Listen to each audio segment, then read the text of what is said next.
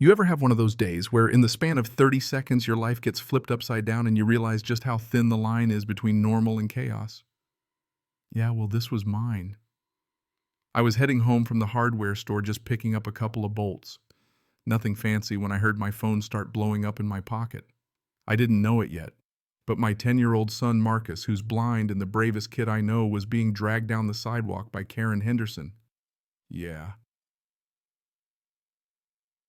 that. Karen, our HOA president, the same one who made it her life's work to sniff out trouble where there was none. Only this time she wasn't just making trouble, she was the trouble. I still see Marcus's cane lying on the concrete, his little body twisted as he tried to break free, Karen screeching about trespassers and rules, her fingers digging into his arm like she was dragging a shoplifter out of a store. You know what I mean? That scene burned into my mind still makes my blood boil. Here's the thing, when we moved to Pine Valley Estates, I thought I was doing the right thing for my boy.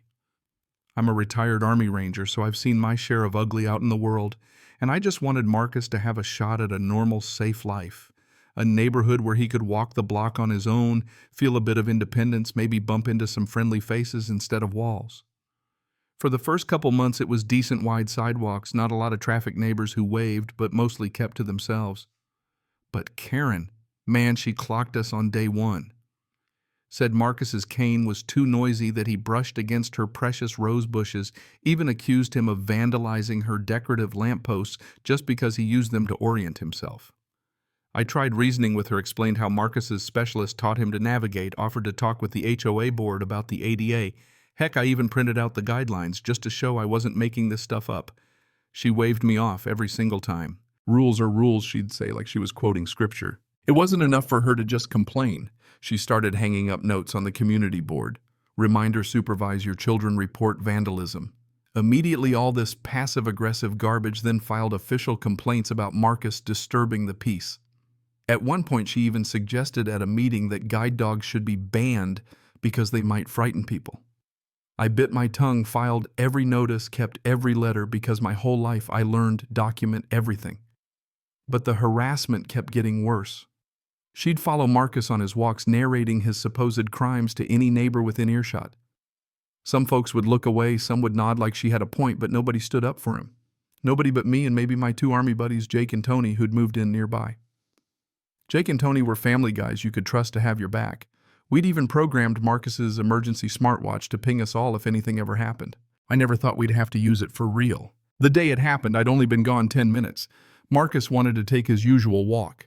I reminded him if anything felt off, just tap the watch. He nodded, all confidence and courage, then stepped out the door. Karen must have been lurking by her window because, according to neighbors, she pounced as soon as she saw Marcus alone. She ran out, started screaming about HOA pathways and trespassing, and when Marcus tried to explain, just calmly, saying, "I live here, I'm just going home," she lost it, grabbed him and started dragging him toward her house, shouting that she was going to deal with his parents once and for all.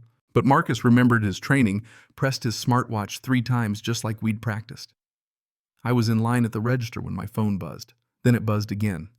Then Jake and Tony started calling. We were in our trucks within seconds, burning rubber, back to Pine Valley. Jake made it their first black SUV, squealing up to the curb. You've never seen a 6'4" wall of muscle move so fast. He sprinted out, and with all the calm, quiet force you could want in a crisis, got between Karen and Marcus. Tony rolled up too, put his body between Marcus and the chaos while Jake dialed 911. By the time I made it, Jake had Karen at bay. Tony was holding Marcus, who was sobbing, reaching for his cane. Karen was on a full tirade, threatening to sue, shrieking about being assaulted, totally missing the fact that 3 different neighbors were standing there holding up their phones, recording the whole thing. My hands were shaking, not from fear but from anger. Yet my old training took over focus. Document, protect your kid, let the law do its job. Police showed up fast. They watched the videos right there on the sidewalk. You could see their faces change from skeptical to serious as they realized what was actually happening. Karen kept insisting her title meant something. "I'm the HOA president," she kept yelling like that was some kind of magic phrase. The officers weren't having it. And then, just to twist the knife, 2 of her own board members, Robert Chin and Maria Santos, came forward, said they'd witnessed everything. They'd had enough of Karen too, and made it crystal clear to the cops she was on her own. The officers arrested Karen right there for assault and unlawful restraint. I'll never forget the look on her face when they cuffed her. Shocked disbelief like nobody had ever told her no before in her life. She was still ranting about rules as they put her in the back of the squad car. Marcus was clinging to me. Jake and Tony on either side, the neighbors standing around, awkward and quiet. Some came up to apologize, others just stared at the ground. For once, Karen's power meant absolutely nothing. Things moved quick after that. Karen was denied bail, something about the seriousness of the crime against a disabled minor. The prosecutor wasn't playing around, felony assault, 5 years max. Her lawyer tried for a deal, but with all that video evidence, there wasn't much to negotiate. That night, the HOA board held an emergency meeting, booted her as president, banned her from serving again, sent a formal apology to my family, and started up ADA training for everyone. It was about damn time. If that was the end of it, maybe it would have been enough. But karma wasn't done. Karen lost her real estate job within 2 days. Her firm couldn't stomach the headlines. The state licensing board started an investigation that would almost definitely end with her losing her license for good. Word got out she was sitting in jail when she found out her whole career going up in smoke. A court reporter who saw her that day said she looked like someone whose world just crumbled. And then came the civil suit. My attorney didn't mess around. Filed for damages, therapy, medical bills, emotional distress. The jury took one look at the footage, my son blind being dragged down the sidewalk by a screaming adult neighbors, filming from every angle, and hit Karen with a $350,000 judgment split between compensatory and punitive.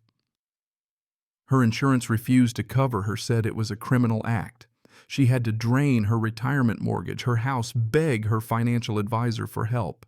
He later told me she broke down in his office, sobbing, pleading for a way out. But the law was clear. Bankruptcy couldn't wipe this slate clean. By then, Karen was a ghost in Pine Valley. The criminal trial moved ahead. Prosecutor laid it all out, videos, witnesses, years of documented harassment. Marcus had to testify on a secure feed. And I don't mind telling you, I've never been prouder. He told the jury in his soft, brave voice how scared he was, how he didn't understand why someone would do this to him just for walking home. The defense tried to argue Karen was just doing her job, but the judge cut that off quick, said no title, no organization, not even the mighty HOA lets you hurt a child. More skeletons came out. Other families, other disabled kids, all targeted by Karen's crusades. One mother said Karen tried to ban her autistic daughter from the pool because she made happy noises. Another family had been fined for building a wheelchair ramp. It was a pattern clear as day. Jury deliberated less than an hour, guilty on all charges. Judge didn't sugarcoat it, said Karen's behavior was a betrayal of everything a community should stand for, that she'd shown no real remorse, just anger at being caught. He sentenced her to 3 years in prison, 2 years probation, $50,000 in fines, plus mandatory anger management. The last thing I saw, Karen led away, sobbing, yelling, "This isn't fair." Well, I guess it depends on your definition. For once, the bad guy didn't get away with it. Some folks might say that's justice. Some say it's not enough. And some, well, they still think HOA rules trump basic decency. I know where I stand. But hey, what about you? Would you have stepped in or stayed on the sidelines? Drop your take down below, because I'd sure love to know who you think was really in the right.